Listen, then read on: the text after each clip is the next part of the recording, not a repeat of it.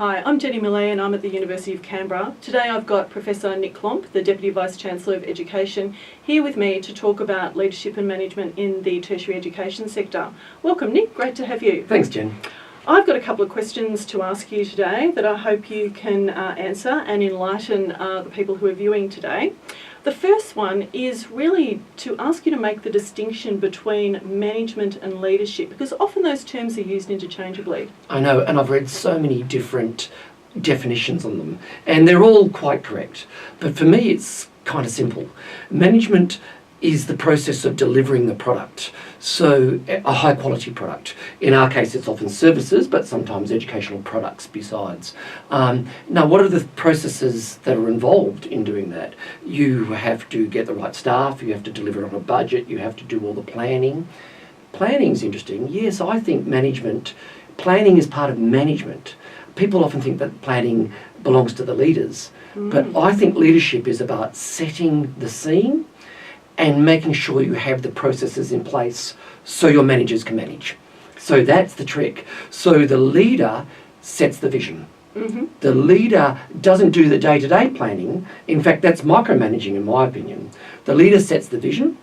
The leader makes sure that all the systems are in place or changes the systems if they need to so that the managers can manage. And there's a couple of implications there. One of them is that it means immediately that you're leaving a lot of the planning to the managers. Okay, I've mentioned that, that's important. But there's another implication, and that is it assumes that the leader actually knows what the managers do, actually knows all the systems, actually understands that sometimes systems needs changing, ensures that the managers actually get the vision, understand the vision, and we'll come on to communication a little bit later, but make sure there's a process so the managers can feedback and say, hey, this system sucks, can we fix it, because otherwise I can't produce the products and the services that are actually part of our vision. So for me, the leadership and management is quite different. It's just that the leaders need to know about the management process as well as setting the system and the vision besides. Okay. Do you think that leadership in the tertiary education sector is different to that required in other industries?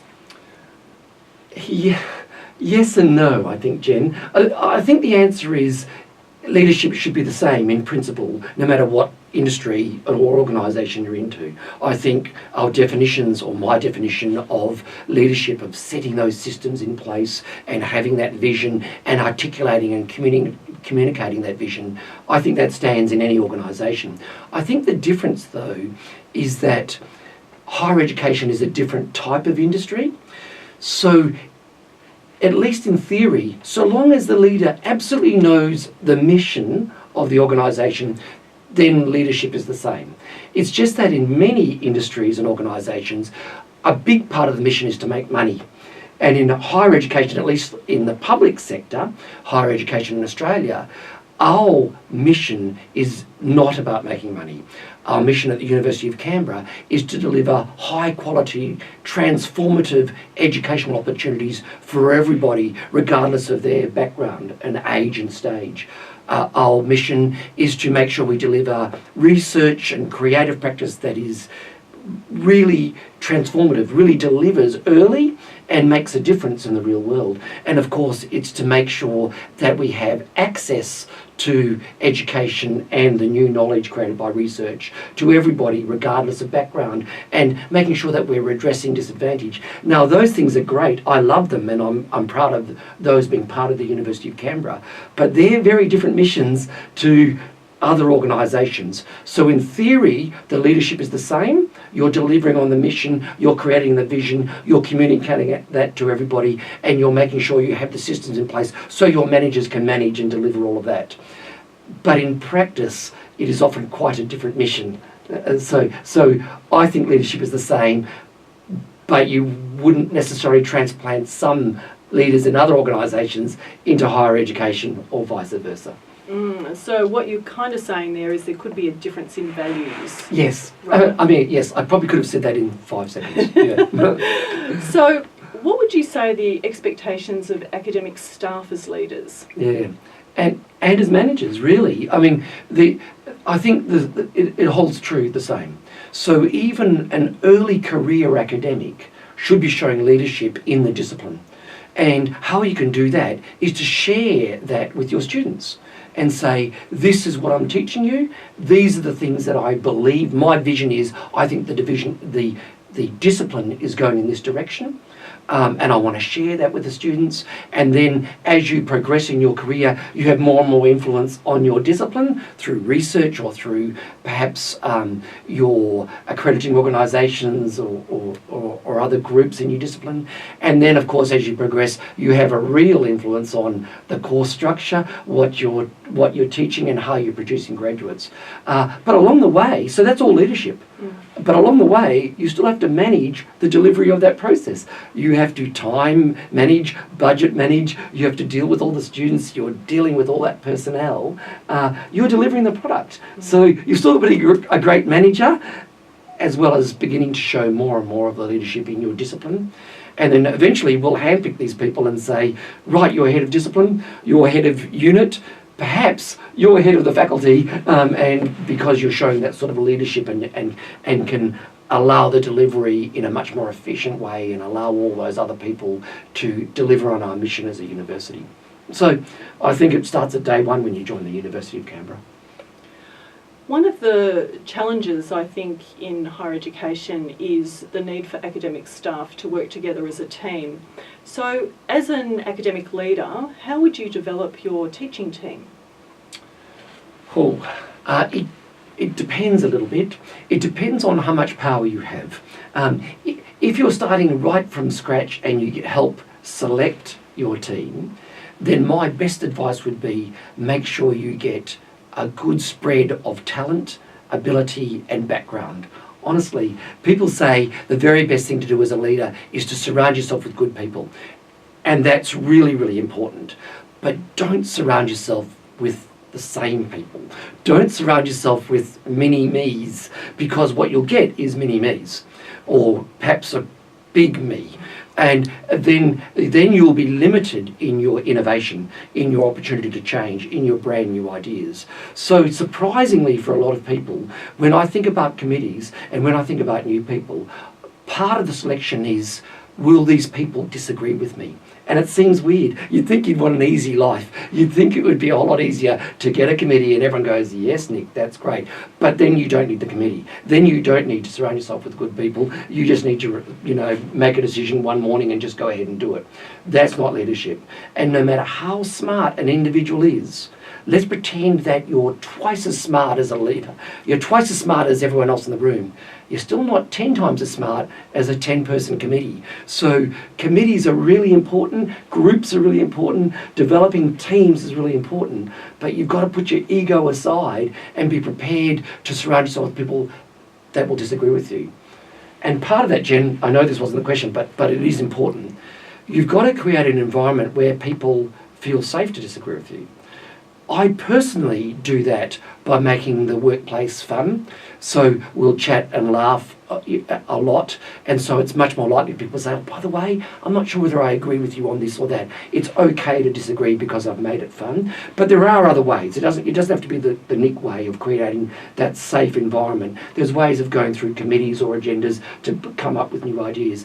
But if you've got brilliant people, they're from diverse backgrounds, they've got great ideas, but they're too scared to disagree with you, you've just wasted all that talent. So I make sure I develop teams that will disagree with me in an environment where it's safe to do so, that there are great people, but from diverse backgrounds with brand new ideas.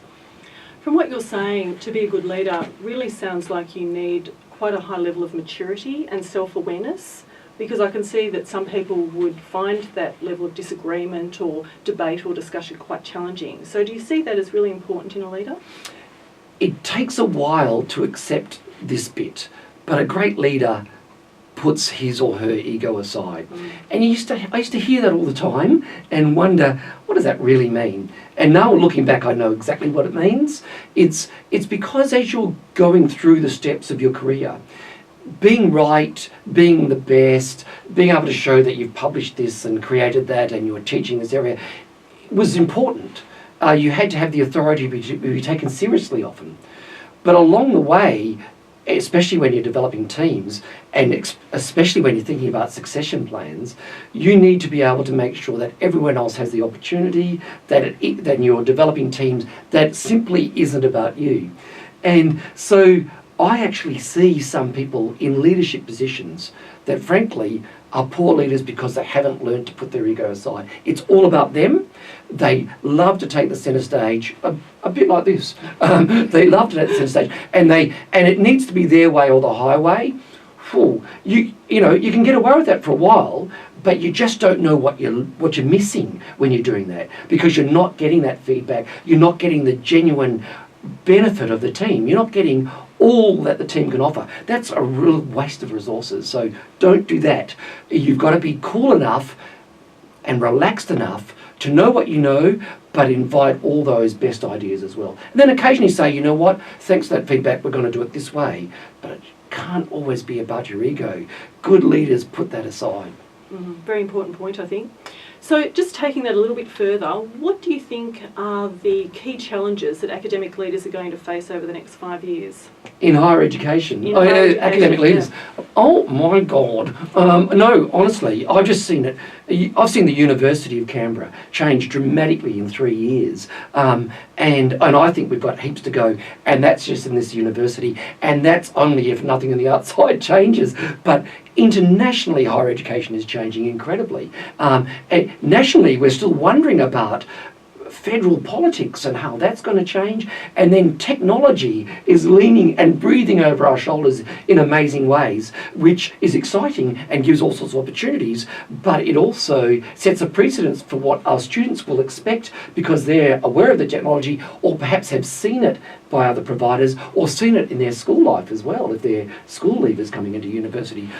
Everywhere I look, technology, politics, the Australian environment, the international environment, it's all changing and it's all leaning in on us. So what do I think the leaders in higher education and particularly the University of Canberra will face in 5 years? Change, incredible change. I'm really excited about it. Some days I get really tired from it and think, oh my goodness me, I don't think I can handle another email telling me a brand new thing. But breathe through that, and it's just an opportunity for leaders like never before. It used to be there was few options. Now a leader can display leadership and vision because there's so many opportunities, so many changes taking place. That's exciting. But I think probably the biggest challenge is if you're a leader that's excited by that change. Not everyone is. So bringing people along with you might be a challenge. People get scared easily and people get tired from change easily. So great leaders of the future will need to be able to manage those cultural changes and those small and large changes in the workplace. That I think is challenging. I think that really divides the great leaders from the average leaders, the ones that can bring their team with them. So, I'm sorry it's such a long-winded question. I think higher education is an amazing space, but boy, are we up for change in the next 5 years. That was Nick Klomp talking about the higher education sector, and he'll be talking a bit more about change management in a separate video. Thanks, Nick. Thanks, Jen.